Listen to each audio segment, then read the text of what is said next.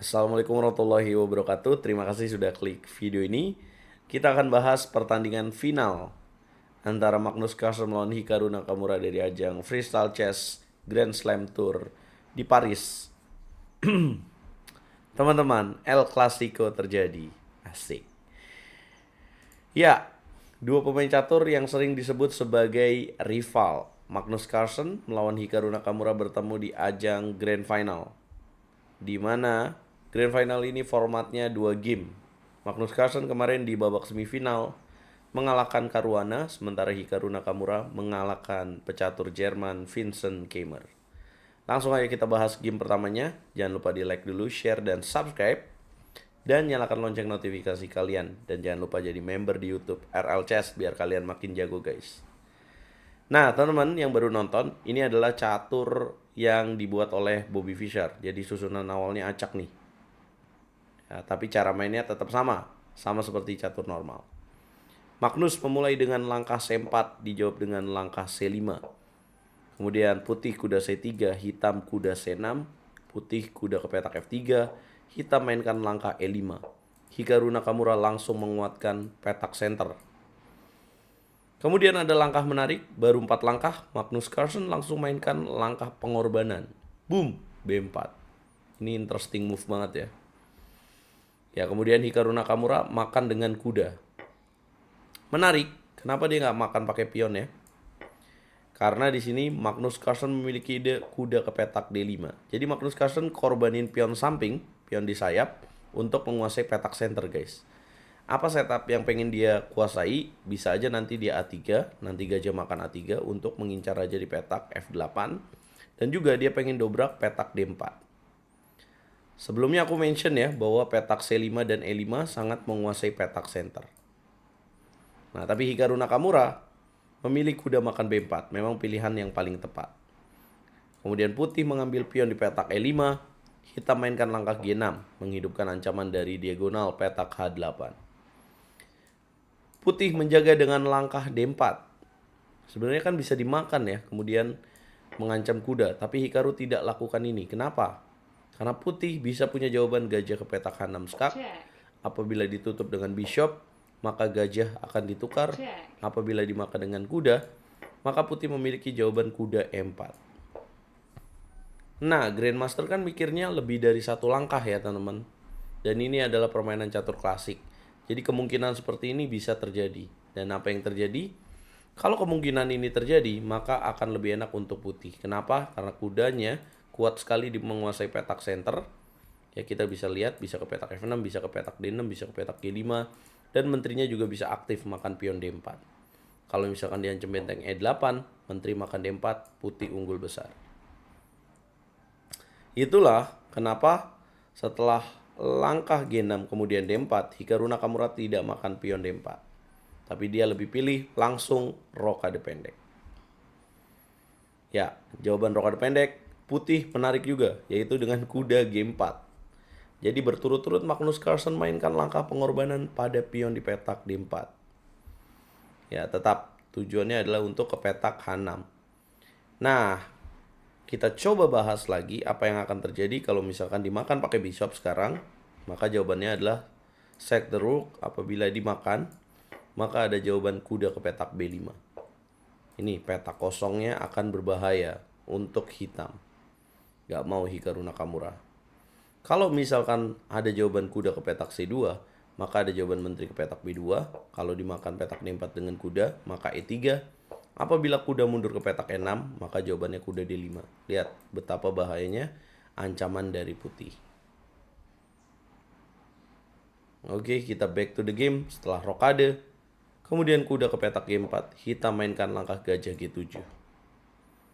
Ya, Magnus Carlsen kemudian memukul pion di petak C5, langkah yang kurang tepat.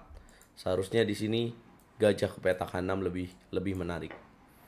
Makan pion C5, kemudian hitam menjawab dengan pembalasan D5. Boom.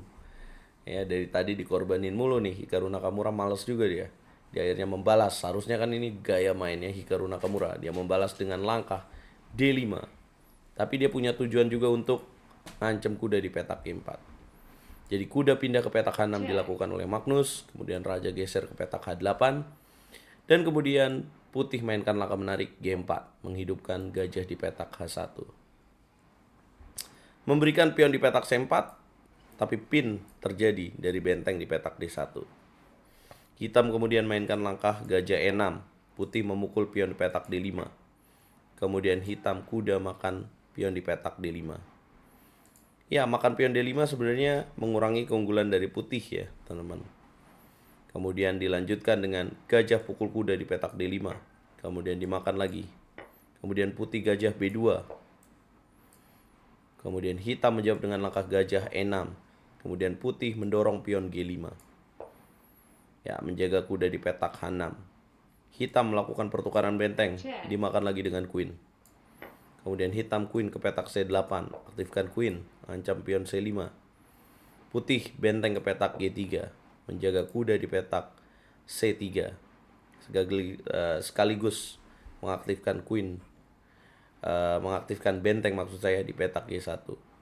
Kemudian hitam menjawab dengan queen makan C5. Apa kira-kira jawaban putih, teman-teman?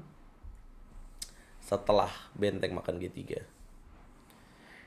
Ini game yang sangat menarik ya di partai final. Ya, teman-teman, walaupun baru 16 langkah, tapi waktu yang dihabiskan oleh kedua pemain untuk berpikir cukup lama. Ya, putih menjawab dengan langkah kuda ke petak E4, ancaman menteri. Menteri ke petak D5, menteri ditukar, dimakan lagi. Kemudian, coba temukan langkah menarik yang akan dimainkan oleh Magnus Carlsen di langkah berikutnya, teman-teman. Ada pertukaran bishop yang ditawarkan oleh hitam. Tapi Magnus Carlsen menemukan langkah kuda ke petak F6. Boom. Sebagai langkah yang sangat menarik, guys. Makin mengunci kekuatan dari bishop hitam di petak G7. Kemudian Hikaru Nakamura menjawab dengan bishop makan pion A2. Magnus Carlsen benteng ke petak A3. Mengancam bishop, mengancam pion A7. Gajah mundur ke petak E6. Benteng makan pion di petak A7. Kemudian hitam menjaga pion. Kemudian putih F3. Kemudian hitam benteng ke petak C8, putih mengancam kuda. Kemudian kuda ke petak F5, pertukaran kuda terjadi, dimakan lagi dengan bishop. Benteng putih mengambil pion di petak B7, hitam menjaga lagi pion, putih benteng ke petak B4. Yes, Hikaru Nakamura melakukan pertukaran bishop, bishopnya pasif banget ya. Kemudian bishop tukar bishop skak, raja ke petak G8. Putih raja ke petak F2. Kemudian hitam mainkan langkah benteng ke petak C5. Apabila lakukan skak putih masih bisa ditutup lagi. Yes, langkah ke-28 putih sebenarnya memiliki keunggulan ya, satu pion walaupun gajah beda warna. Dan hitam memiliki kelemahan back rank, baris akhir. Magnus Carlsen mainkan raja ke petak G3. Kemudian hitam menjawab dengan langkah H6. Ya, pengorbanan pion yang kurang jelas dari Hikaru Nakamura sepertinya ingin memberikan ruang untuk raja, tapi memberikan keuntungan bagi Magnus Carlsen adanya pion bebas yang semakin dekat dengan petak promosi. Raja H7, gajah menjaga, kemudian hitam menjawab dengan langkah G5. Ya, sudah unggul cukup besar ya, lebih dari angka 1 secara engine, ini sudah besar banget ya. Magnus Carlsen memainkan langkah yang kurang tepat, yaitu E4, memberikan peluang hitam untuk mencari remis ya. Harusnya di sini lebih bagus langkah E3 dengan tujuan menukar pion terlebih dahulu, pion H4. E4 dimainkan, Hikaru Nakamura menjawab dengan langkah F5. Hikaru Nakamura coba menukar pion. Magnus Carlsen mainkan langkah benteng B7 dengan tujuan gajah ke petak F8 skak. Discover check. Tapi hitam bisa melakukan F4 terlebih dahulu. Raja ke petak F2. Hitam masuk dengan benteng C2 skak. Kemudian raja ke petak E1. Langkah ke-35. Keadaan sebenarnya memiliki peluang untuk seimbang apabila hitam mainkan benteng makan H2.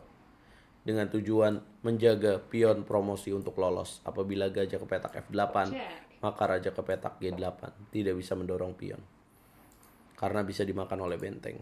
Apabila gajah ke petak F6, maka hitam di sini bisa makan pion di petak H6. Apabila benteng ke petak E7, maka hitam bisa menjawab dengan langkah gajah C4. Ya, ketika Hikaru Nakamura memiliki peluang untuk remis ya setelah raja ke petak E1. Tapi Hikaru Nakamura entah apa yang ada di pikiran dia ya. Dia mainkan langkah gajah A2. I don't understand. Saya benar-benar gak ngerti apa tujuan dari langkah gajah A2. Apa tujuan dari gajah A2, teman-teman? Saya masih belum ngerti. Apakah untuk menghindari ancaman benteng? Juga masih belum perlu dilakukan. Jadi setelah langkah gajah A2, evolution bar langsung melonjak tinggi. Jadi dalam permainan catur, keadaan yang seimbang, apabila kita melakukan satu langkah fatal, bisa memberikan peluang menang untuk lawan. Coba temukan langkah terbaik untuk putih bisa menang guys, di posisi ini. Yes, ada jawaban, gajah ke petak F8, hitam menyerah. Kenapa? Karena kalau dilanjutin raja ke petak G8, dorong pion skak, kalau dimakan pion promosi, raja geser, maka gajah D6 dengan tujuan gajah 5, putih menang. Apabila raja ke petak G6, maka ada jawaban benteng ke petak G7 skak. Apabila dimakan, discover check tercipta, skak, benteng kena. Apabila raja ke petak F6 atau H5, maka pion promosi. Tapi catatannya apabila raja ke petak F6, kita perlu menjalankan langkah H4 dulu, supaya benteng tidak bisa menjaga pion. Ketika dimakan, maka pion promosi. Inilah yang terjadi setelah langkah gajah F8, akhirnya Hikaru Nakamura menyerah. Di game pertama final, Magnus Carlsen 1 langkah ke gelar juara. Ya, Magnus Carlsen hanya butuh hasil remis nanti malam jam 18.00 waktu Indonesia Barat. Kita nonton di live YouTube RL Chess guys. Apa komentar kalian? Saya nggak ngerti lagi harus komentar apa ya. Coba bantu video ini berkembang dengan cara like, share, komen, dan subscribe guys. Langsung dari Tulungagung saya melaporkan hasil ini. Baru nyampe langsung saya sikat analisanya. Buat pencinta catur biar update guys.